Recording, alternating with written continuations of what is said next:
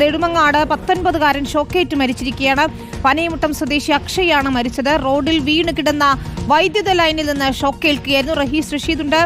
റഹീസ്, വീണ്ടും KSEBയുടെ ഒരു ഗുരുതര അനാസ്ഥ എന്ന് തന്നെ പറയണം. വൈദ്യുത ലൈനിൽ നിന്ന് ഷോക്കേറ്റാണ് ഇപ്പോൾ 19 വയസ്സുള്ള ഒരാൾക്ക് ദാരുണാന്ത്യം സംഭവിച്ചിരിക്കുന്നത്. വിശദാംശങ്ങൾ എന്താണ്? എപ്പോഴായിരുന്നു അപകടം?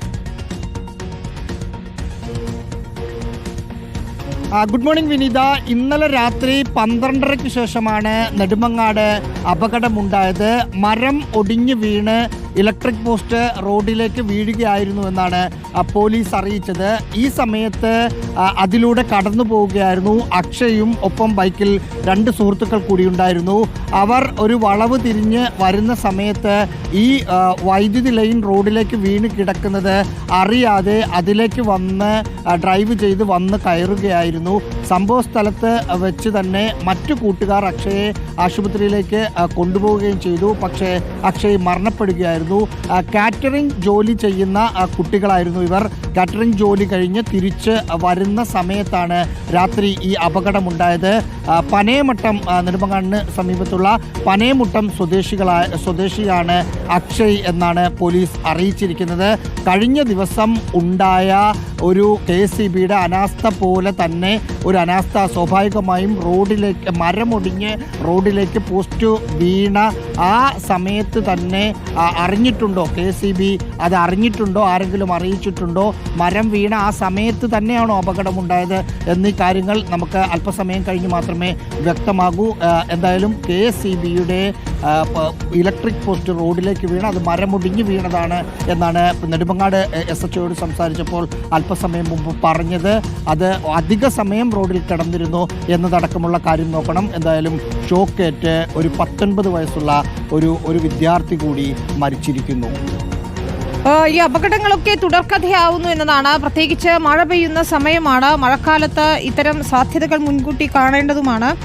ഇതൊരു ഒറ്റപ്പെട്ട സംഭവം എന്ന നിലയ്ക്ക് നമുക്ക് കാണാൻ കഴിയില്ല. കൊണ്ടോട്ടിയിലും സമാനമായ രീതിയിൽ ഗൃഹനാഥൻ ഷോക്കേറ്റ് മരിച്ചത്, പൊട്ടിവീണ ലൈൻ കമ്പിയിൽ നിന്ന് ഷോക്കേറ്റ് മരിച്ചത് നമ്മൾ കണ്ടു. അതിൽ വലിയ പ്രതിഷേധമൊക്കെ ഉയരുന്നതിനിടയിലാണ് വീണ്ടും തിരുവനന്തപുരത്ത് നിന്നൊരു ഞെട്ടിക്കുന്ന വാർത്ത വരുന്നത്. 19 വയസ്സ് മാത്രമുള്ള വിദ്യാർത്ഥിയാണ് കാറ്ററിംഗ് ജോലി കഴിഞ്ഞ് മടങ്ങുമ്പോൾ ഇപ്പോൾ മരിച്ചിരിക്കുന്നത്. വീണ്ടും KSEBയുടെ അനാസ്ഥ തന്നെയാണ്. ഇപ്പോൾ സുനിൽ വാർഡ് മെമ്പർ ഉണ്ട് നമ്മോടൊപ്പം. ശ്രീ സുനിൽ, എന്താണ് സംഭവിച്ചത്? താങ്കൾക്ക് ഇതേക്കുറിച്ച് അറിയാൻ കഴിഞ്ഞത് എന്തൊക്കെയാണ്?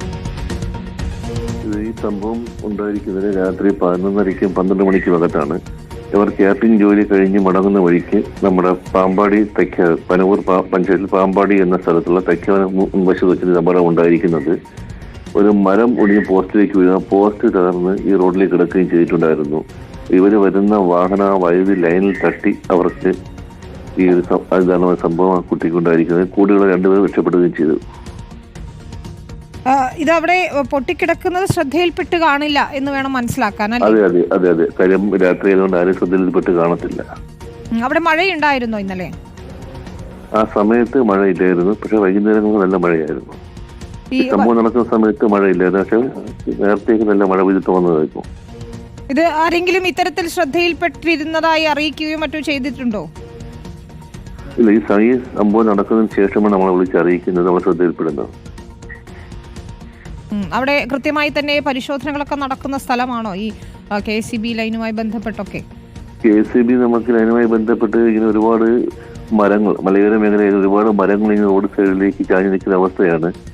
അപ്പം ഇത് പല സമയത്തും ടച്ചൊക്കെ വെട്ടുന്നുണ്ട്. എന്നിരുന്നാലും അപകടാവസ്ഥയിലൊക്കെ മരങ്ങൾ ഇനിയും അവിടെ പല ഭാഗത്തുമുണ്ട്. അത് ഇതിന്റെ അടുത്തുള്ള മരങ്ങൾ ഉടമസ്ഥ മുറിച്ചു മാറ്റാൻ പലതവണ ആവശ്യപ്പെട്ടിട്ടും അവർ തയ്യാറാകാത്തത് ഒരാളുടെ ഒരു അനാസ്ഥ തന്നെയാണ്.